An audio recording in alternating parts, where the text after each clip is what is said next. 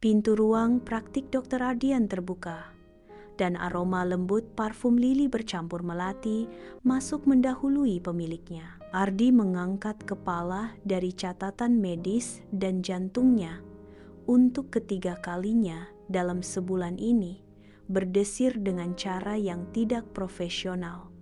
Anindita, wanita itu adalah sebuah paradoks yang indah. Dari luar, ia adalah definisi kesempurnaan. Bles sutra berwarna gading, rok span yang membalut pinggulnya dengan pas, tas tangan bermerek, dan riasan wajah yang tak bercela. Namun Ardi dengan mata seorang dokter bisa melihat lebih dari itu. Ia melihat kelelahan yang bersembunyi di balik senyum tipisnya, kerapuhan dalam sorot matanya yang seringkali tampak kosong, dan jara jemarinya yang lentik seringkali meremas ujung tasnya tanpa sadar. "Selamat siang, Dok," sapanya lembut. Suaranya merdu, namun terdengar sedikit letih. "Siang, Bu Anindita, silakan duduk," jawab Ardi, berusaha menjaga suaranya tetap datar dan profesional. "Ada keluhan apa lagi hari ini? Migrain atau lambungnya?" "Dua-duanya, Dok," jawab Anindita sambil tersenyum getir. Sepertinya mereka sudah jadi teman baik. Ardi mengangguk pelan. Jemarinya mengetuk-ngetuk pulpen. Di depannya, rekam medis Anindita menunjukkan pola yang jelas. Kunjungan selalu jatuh pada hari Jumat sore, hari di mana suaminya, seorang pengusaha properti yang fotonya sesekali muncul di majalah bisnis, biasanya sedang dalam perjalanan bisnis atau acara golf akhir pekan. Penyakit Anindita adalah alarm dari tubuh yang kesepian. Diagnosa itu tidak akan pernah ia tulis, tapi ia tahu itu benar. "Kalau begitu, mari kita periksa dulu tekanan darah dan perutnya," kata Ardi, bangkit dari kursinya. Anindita mengikutinya ke ranjang pemeriksaan yang dilapisi kertas putih bersih. Udara di dalam ruangan yang dingin karena AC tiba-tiba terasa berat dan sesak. Ardi bisa mencium aroma parfum Anindita lebih jelas sekarang. Aroma yang manis, mewah, dan entah kenapa terasa begitu personal. "Silakan berbaring, Bu. Maaf, bisa tolong kemejanya sedikit diangkat sampai ke atas perut?" Ini adalah prosedur standar, prosedur yang sudah ia lakukan ratusan kali pada pasien lain tanpa berpikir. Tapi dengan Anindita, semua terasa berbeda. Anindita berbaring, gerakannya anggun. Dengan sedikit keraguan, tangannya yang terawat mengangkat blus sutranya.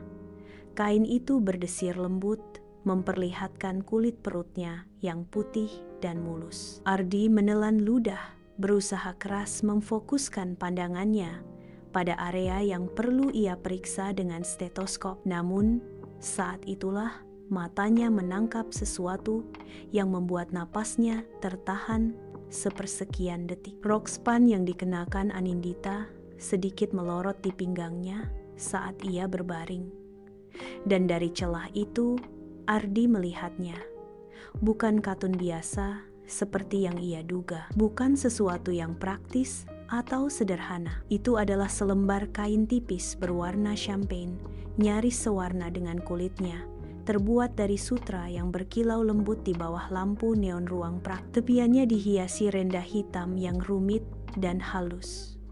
Pemandangan itu begitu kontras dengan citra Anindita yang selalu tampak formal dan terkendali. Itu adalah sebuah rahasia, sebuah kilasan dari dunia pribadinya yang tersembunyi, sebuah tanda dari sensualitas yang terpendam di balik sosok istri seorang pria sibuk. Wajah Ardi terasa panas. Tiba-tiba ujung stetoskop yang dingin di tangannya terasa membakar. Ia memaksakan diri untuk meletakkannya di perut Anindita, merasakan sedikit getaran saat kulit dingin alat itu menyentuh kulit hangat wanita di hadapannya. "Tarik napas dalam, lalu buang," perintahnya. Suaranya terdengar sedikit serak. Ia berdoa agar Anindita tidak menyadarinya. Tapi saat ia mengangkat kepala sejenak, matanya bertemu dengan mata Anindita. Wanita itu tidak berkata apa-apa, tapi Ardi melihatnya sebuah kilatan aneh di matanya. Pipinya yang merona sedikit lebih merah dari sebelumnya. Apakah Anindita tahu apa yang baru saja ia lihat? Apakah ia tahu dampak pemandangan itu pada dokter di hadapannya? Ardi menyelesaikan pemeriksaan dengan gerakan yang kaku dan cepat, hampir seperti robot. Tidak ada yang serius, hanya asam lambung yang kembali naik, katanya.